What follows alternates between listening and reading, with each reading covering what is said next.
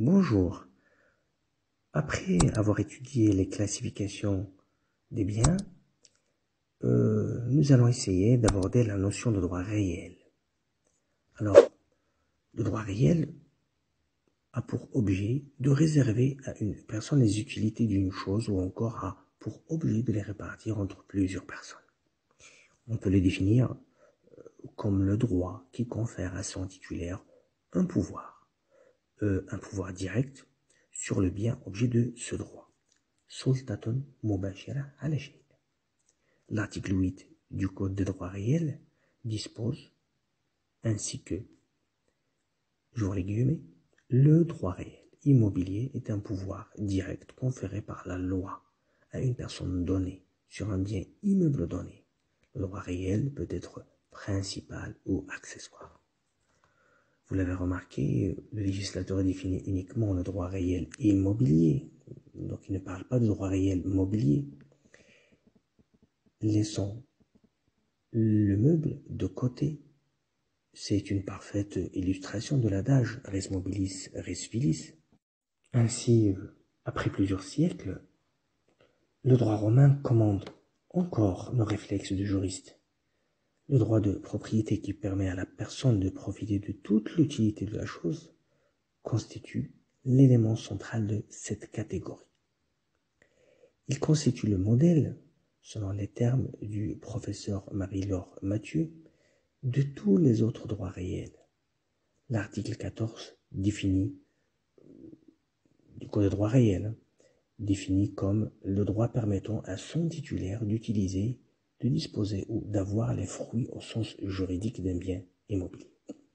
Cette définition est bien entendu incomplète puisqu'elle ne concerne que les droits, que les biens immobiliers. Nous n'avons pas de définition des droits réels mobiliers. Alors, la notion de droit réel. Vous le savez, le droit réel est un pouvoir sur une chose, un pouvoir direct et immédiat. Sultatun mubashira ala shay. Donc, pouvoir direct et immédiat sur une chose. Pouvoir qui s'exerce sans l'intermédiaire, biduni wasita, sans l'intermédiaire d'une personne. Ainsi, le propriétaire d'un appartement peut l'habiter, peut le louer. L'usufruitier d'un champ d'olivier peut percevoir, par exemple, les fruits de ce champ sans avoir besoin d'un intermédiaire. Le droit réel est composé de deux éléments, la personne, sujet actif du droit, et la chose, objet de ce droit. Il n'y a pas d'intermédiaire. Le pouvoir de la personne est direct sur la chose. Alors, l'article 8 du Code des droits réels souligne ce pouvoir direct quand il définit le droit réel immobilier. Il le définit comme, j'ouvre les guillemets, le droit réel immobilier est un pouvoir direct conféré par la loi à une personne donnée sur un bien immeuble donné. Le terme réel tire ses racines étymologiques de res en latin qui signifie chose. Le droit de propriété est le droit réel le plus parfait puisqu'il réunit l'usus qui est le droit d'user d'une chose sans que l'on en perçoive les fruits. L'abusus, le droit de disposer de cette chose, disposition soit juridique par aliénation ou matérielle par la destruction physique de cette chose. Et enfin, le fructus, qui est le droit de disposer des fruits d'une chose, parce qu'on est le propriétaire ou l'usufruitier. Alors, la principale particularité du droit réel, c'est qu'elle permet d'instituer un lien direct entre une personne et le bien. En disant que le droit réel représente un pouvoir direct, cela signifie qu'il l'exerce sans intermédiaire. Le propriétaire exerce, par exemple, son droit sans intermédiaire. Ce droit profite d'une certaine stabilité et d'une réelle effectivité. Pour qu'il existe un droit réel, il faut juste une personne et un bien. Là, il faut souligner que le droit réel est un droit qui porte sur une chose comme un droit de propriété, un droit d'usufruit, une servitude. Et il s'oppose ainsi à la notion de droit personnel, qui est caractérisée, vous l'avez déjà vu dans le cours de droit des obligations, par une relation entre des personnes, ce qui inclut presque essentiellement le domaine des créances, tels les prêts, le droit à la réparation, la relation du travail. La doctrine insiste sur l'absence d'intermédiaire entre la personne et la chose. C'est ce qui différencie le droit réel du droit de créance, où le créancier est obligé de passer par un intermédiaire qui s'appelle le débiteur. Les droits réels se divisent en droits réels principaux et droits réels accessoires. Là, il est important de distinguer le droit personnel des droits réels. Alors, les droits personnels sont appelés aussi droits de créance. Droits personnels, droits de créance, qui sont l'opposé du droit réel. Le droit de créance est un lien juridique entre deux ou plusieurs personnes. En fait, en deux catégories, créancier et débiteur. En vertu de cette relation, le débiteur il doit au profit du créancier une prestation. Cette prestation consiste soit à faire, ne pas faire ou donner. Et le droit personnel comporte trois éléments: un créancier sujet actif du droit, un débiteur sujet passif, et enfin la prestation objet du droit.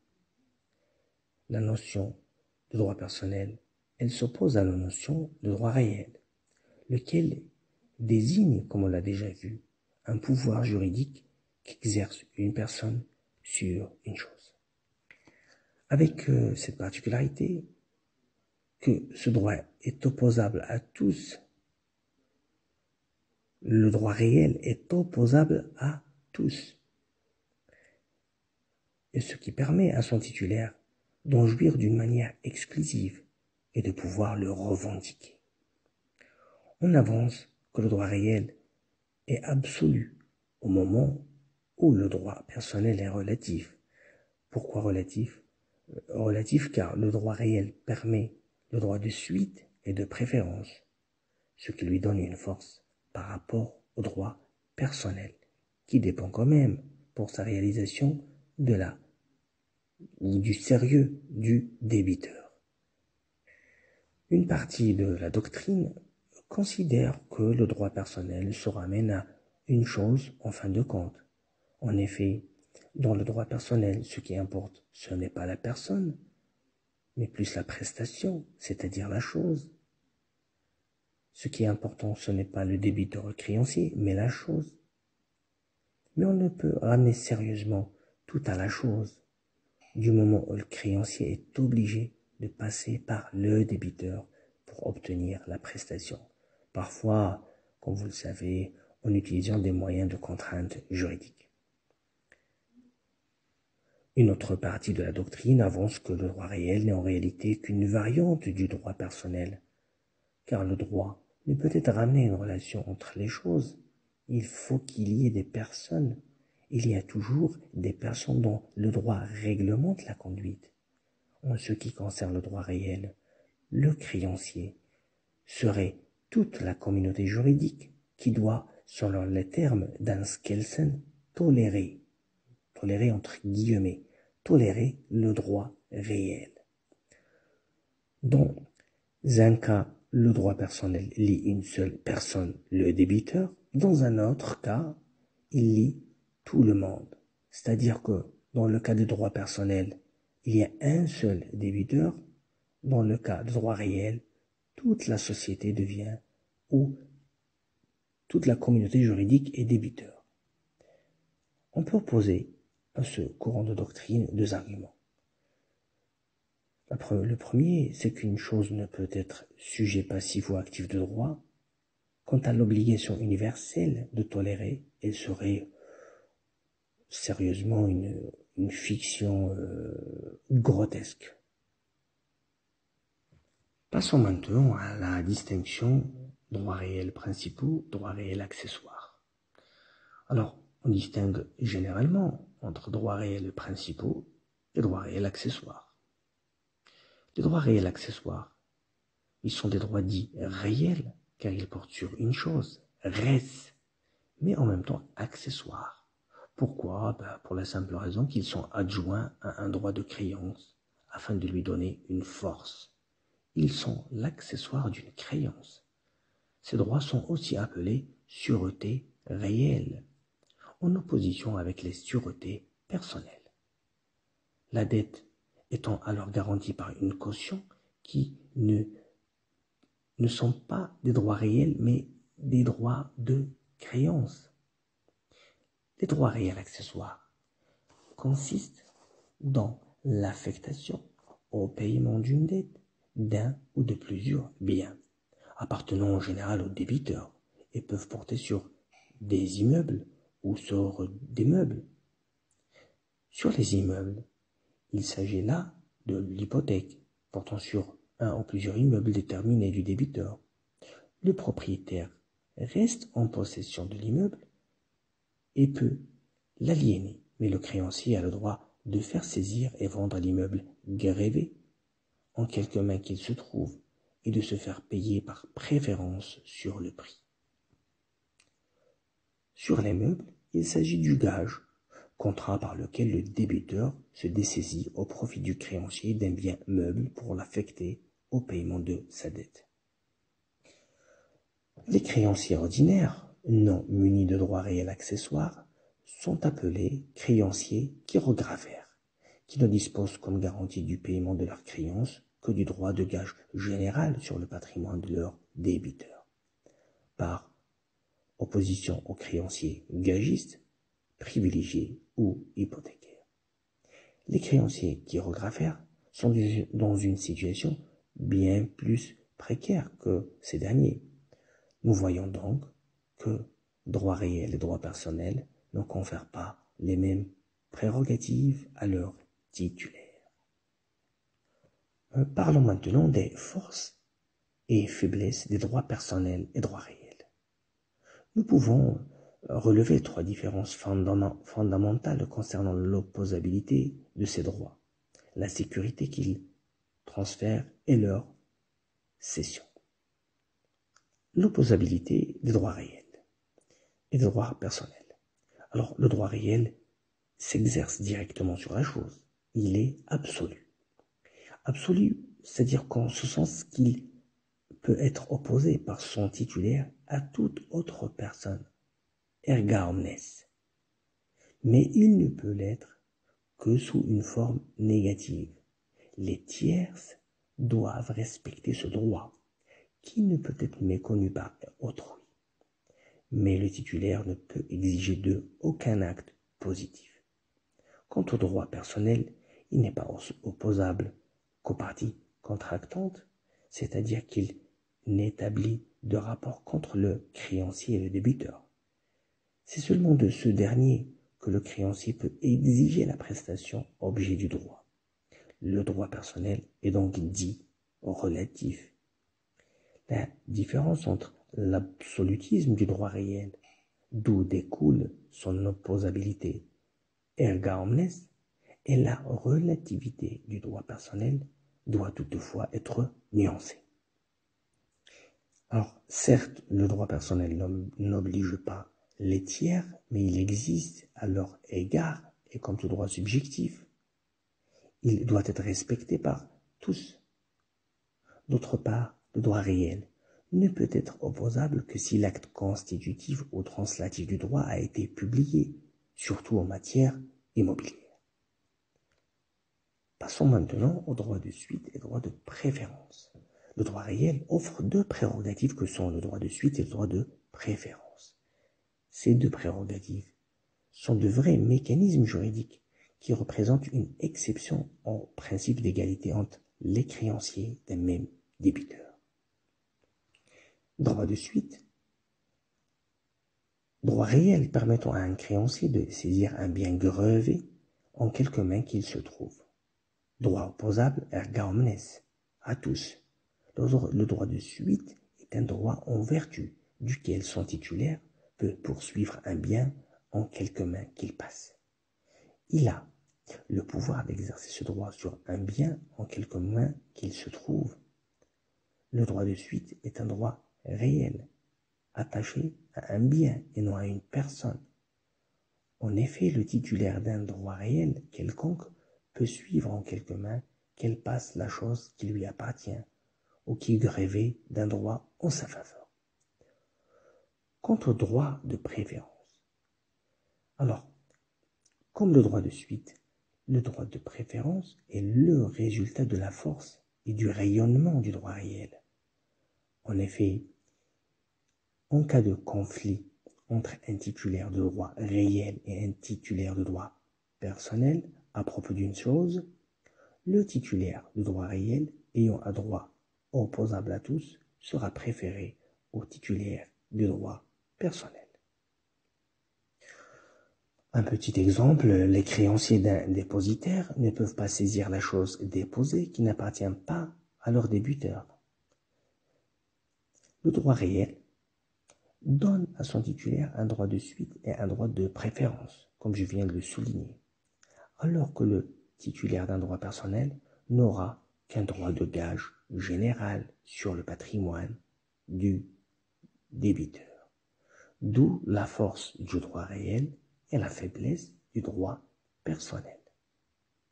Ces deux termes, droit de suite et droit de préférence, sont la traduction de l'opposabilité à tous du droit réel. Ce sont, faut le dire, deux caractéristiques fondamentales qui font la force de ce droit. Le droit de suite permet au titulaire d'un droit réel quelconque, comme on l'a déjà dit, de suivre en quelque main qu'elle passe la chose qui lui appartient ou qui est grevée d'un droit en sa faveur. Ainsi, le propriétaire d'un immeuble peut le revendiquer contre tout détenteur. L'usufruitier peut réclamer la chose pour en jouir, quel que soit le propriétaire de cette chose. Cette force du droit réel doit cependant être nuancée lorsqu'il s'agit d'un bien meuble. En effet, on fait de meubles possession vaut titre. Ce principe rend souvent très difficile l'exercice de ce droit, puisque c'est à celui qui se prétend propriétaire de prouver son droit. Donc le droit de suite est difficile de mettre en œuvre quand il s'agit de biens meubles. Au contraire, le droit personnel n'emporte pas de droit de suite. Donc, deux conséquences découlent de ce principe. Première conséquence, le créancier n'a qu'un droit de gage général sur le patrimoine de son débiteur. Il ne possède aucun droit particulier sur tel ou tel bien du débiteur. Aussi, celui-ci pourra-t-il aliéner ses biens jusqu'à ce que le créancier procède à leur saisie. Un créancier ordinaire n'a pas le droit de suite sur les biens de son débiteur. Il ne peut les saisir entre les mains d'un acquéreur. L'absence de droit de suite affecte aussi l'exécution des obligations concernant l'utilisation des choses. Toutefois, le législateur a essayé de protéger le créancier qui est regraffaire contre le débiteur qui organise son insolvabilité en lui donnant le moyen d'intervenir au travers de deux mécanismes. Premier mécanisme, l'action oblique. Deuxième mécanisme, l'action polienne. L'action polienne, da'wa al-bouliania, elle permet de supprimer le dommage subi par un créancier victime de la fraude de son débiteur en rétablissant à son égard la situation antérieure. Quant à l'action oblique, elle permet au créancier d'exercer les droits et actions de son débiteur négligent afin de faire rentrer des biens dans le patrimoine de son débiteur et de les y saisir. Mais, faute de droit de préférence, le créancier, après avoir fait appel à l'action obligopolienne, devra partager quand même ses biens avec tous les autres créanciers. Le droit réel emporte droit de préférence. S'il y a conflit, comme on l'a dit, entre le titulaire d'un droit réel et le titulaire d'un droit personnel à propos d'une chose, le premier ayant un droit absolu et opposable à tous, sera préféré au second, qui par hypothèse n'a aucun droit contre le titulaire du droit réel. Et c'est pour cette raison, vous l'avez compris, qu'il apparaît préférable de conforter son droit de créance par une sûreté réelle, un droit réel accessoire, pour donner plus de force, comme le gage ou l'hypothèque qui confère droit de suite et droit de préférence. Passons maintenant à la transmission des droits réels et des droits personnels. Là encore, une distinction doit s'opérer entre ces deux. La plupart des droits réels peuvent être transmis facilement. Un propriétaire, par exemple, un usufruitier, a la possibilité de transférer sans rencontrer beaucoup d'obstacles des prérogatives qu'il possède sur tel ou tel bien. Si on considère au contraire un droit personnel, on constate qu'en raison de son essence même, les relations personnelles qui unissent créancier et débiteur, ce droit ne pourra être transmis aisément. C'est la raison pour laquelle l'opération désignée sous le nom de cession de créance est soumise à plusieurs formalités. Après avoir étudié la différence entre les droits réels et les droits personnels, nous allons passer la séance prochaine à l'étude des droits réels principaux. Des droits réels principaux. Je vous souhaite donc une bonne journée et je reste à votre disposition si vous avez besoin d'une explication ou si vous avez des questions à poser. Merci à vous et à très bientôt.